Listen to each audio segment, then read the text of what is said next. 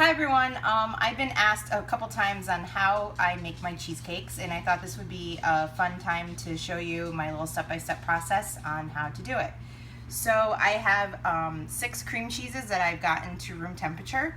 I've gotten a 1.5 cup of sugar, 5 eggs, 1 tablespoon of lemon juice, and 1 tablespoon of vanilla extract, and then the candy of your choice. And we're going to be making a Heath Bar crunch cheesecake, so I have the Heath Bar all ready to go. So I have the 6 cream cheeses already at room temperature in the bowl, so I'm going to use a hand mixer versus the stand mixer because I feel the hand mixer kind of gets much better down into the bowl itself.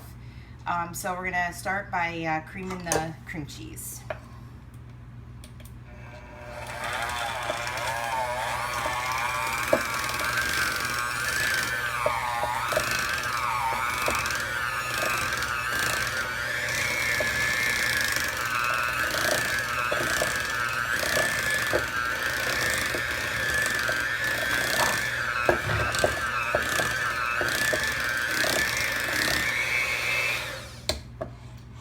After you cream the cream cheese, I like to take a spatula and kind of wipe down the walls of the bowl, just to kind of make sure everything gets down in there, so it likes to splatter up on the sides.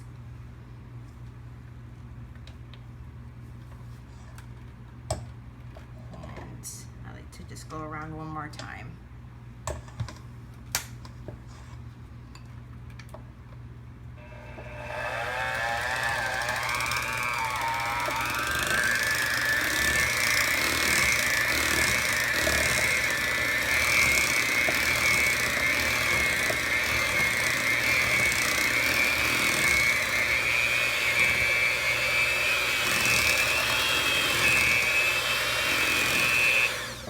As you can see, the cream cheese is a nice creamy consistency, and what I'm going to do is I'm going to take the 1.5 cups of sugar, and I'm going to start my mixer back up again and pour the sugar as I'm blending.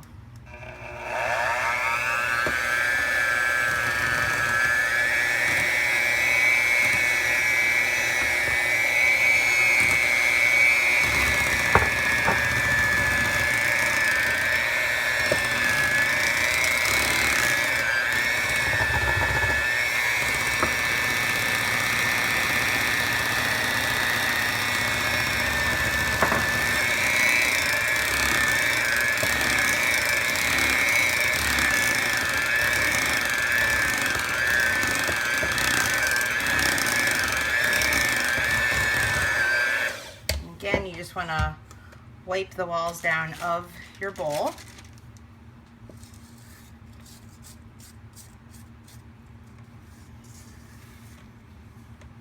And then you want to just go around one more time. But you just want to get all the little bit that's kind of come up to the side.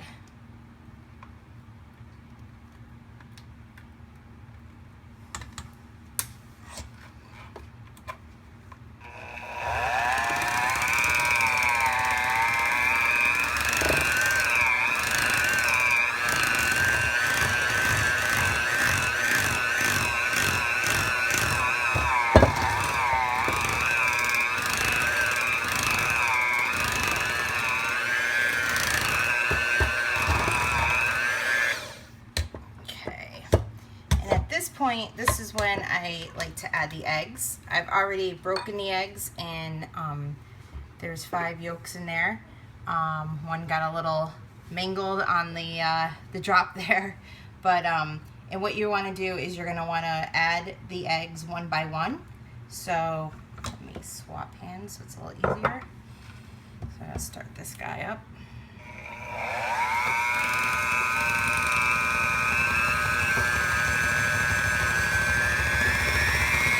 Mix the egg until it breaks entirely. Get it all in there, and then you're going to add the next egg.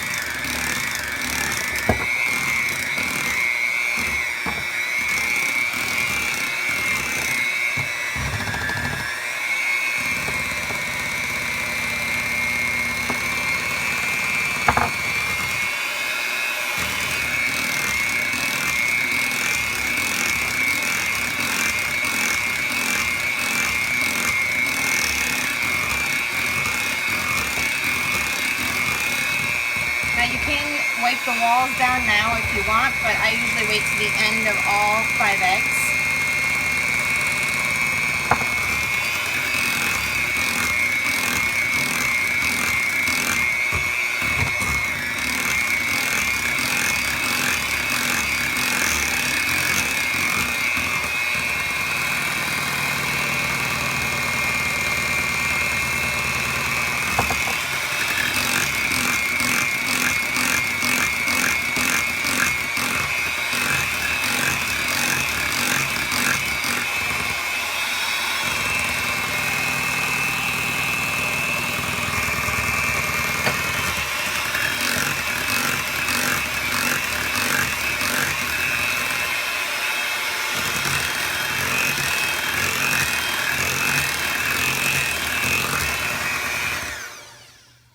So as you can see, the consistency is a lot more loose.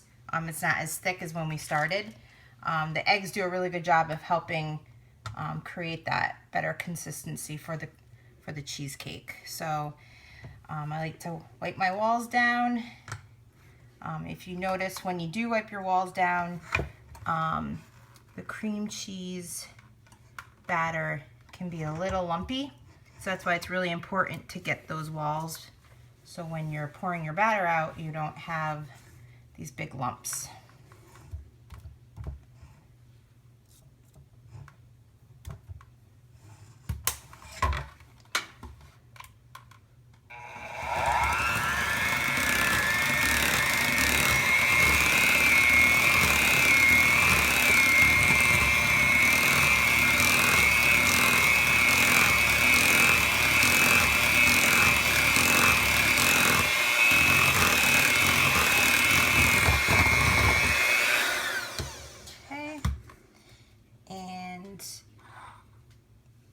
This is a tablespoon of lemon juice.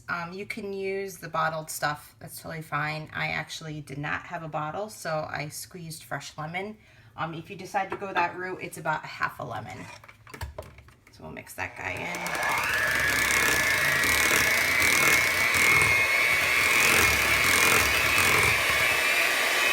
And you have a tablespoon also of vanilla extract. My original recipe called for only a teaspoon of it, but I felt that vanilla gave such a great flavor that I upped it to 1 tablespoon. So if you look at other cheesecake recipes, sometimes you'll see that there's not as much vanilla in other ones. I wanted to have it equal to the lemon juice.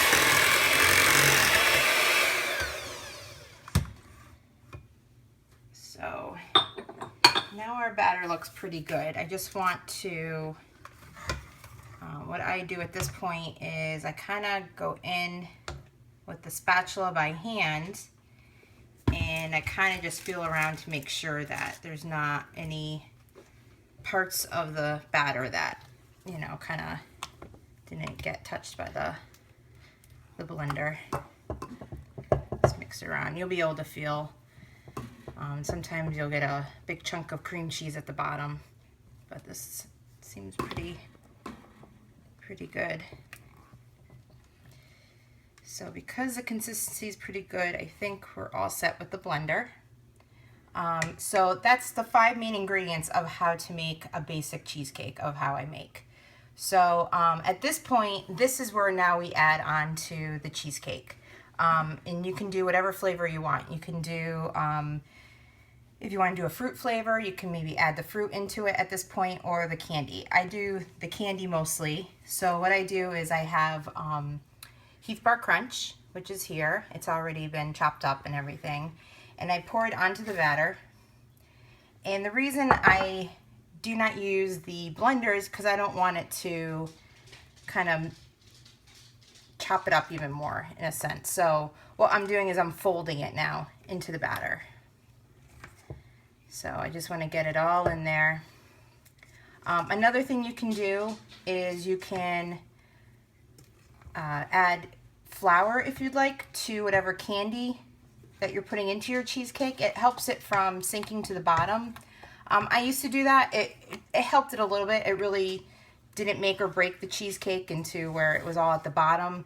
I had a lot of gluten-free friends, so I decided to eliminate the flour, and it really didn't have much of a difference. So ever since I eliminated that one time, I've kind of haven't gone back. So you can go and do the flour if you'd like. If not, this works just as well. So the batter is all set. So what I'm going to do now is I'm going to grab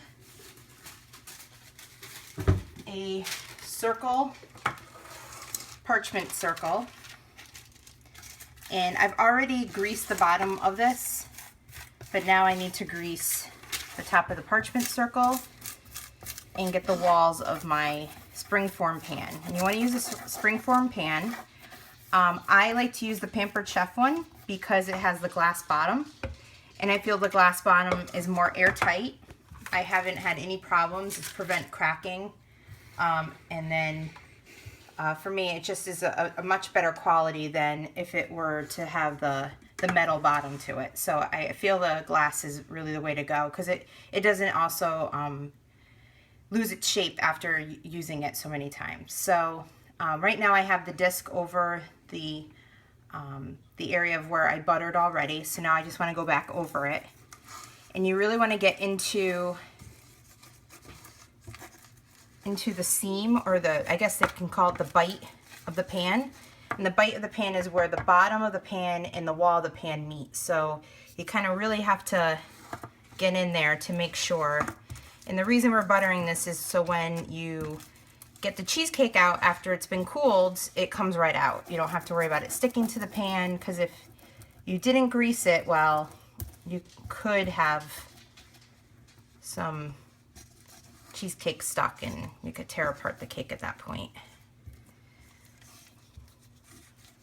So just buttering this up. You can use unsalted or salted butter. I think preferably you want to use unsalted butter when baking, but because all you're doing is greasing it, it really doesn't matter. Typically when I'm using butter in a recipe, when I bake, I like to use the unsalted, but for greasing the pan, it doesn't matter. I had salted in the fridge, so that's what I'm using. And as you can see, I'm generously greasing this because I really don't want any bits of the cheesecake to stay on the pan. So at this point, two things can happen. You can now pour your batter into the pan, or some people like to make a graham cracker crust. I don't typically make a graham cracker crust, again, for my gluten-free friends, but if it's requested, then this would be the point where you would put it in, and then you would put it in the oven for 5 minutes just to harden it up. And then after you let it sit, then you can pour the cheesecake batter in. But I think we're all set to just pour the cheesecake batter in. So now this is where it would be handy if I used a bowl with a handle. So you're just gonna pour it in. And it really looks like a consistency of cake batter. Like if you were to make like a boxed cake, you know, it's got like that thinner consistency versus it being really thick. I like my cheesecake batter to be as thin as possible, not watery, but thin. I feel like it's much easier to work with. And as you can see, there's no globs that I was concerned about at the bottom of cream cheese. So that's it. That's everything for the cheesecake. So the last bit of what you would do is you're going to be putting it into a water bath. And this is the most important part because this can actually make or break the cheesecake. People who don't put it in the water bath will tend to have the cracks on top. People who do put it in water bath do get cracks, but it prevents it from happening. I don't foil the bottom of my pan. A lot of people like to cover the bottom, but I believe with having the glass bottom, it prevents it. It prevents it from any leaks coming in. So what I do is I just put it right in the water bath, and then it's ready to go in the oven. You're going to want to preheat your oven to 325, and you're going to bake this for 90 minutes. And after that, take it out, let it sit at room temperature for about an hour, and then I put it in the fridge for the rest of the night, and I let it chill overnight. And that's it. So happy baking.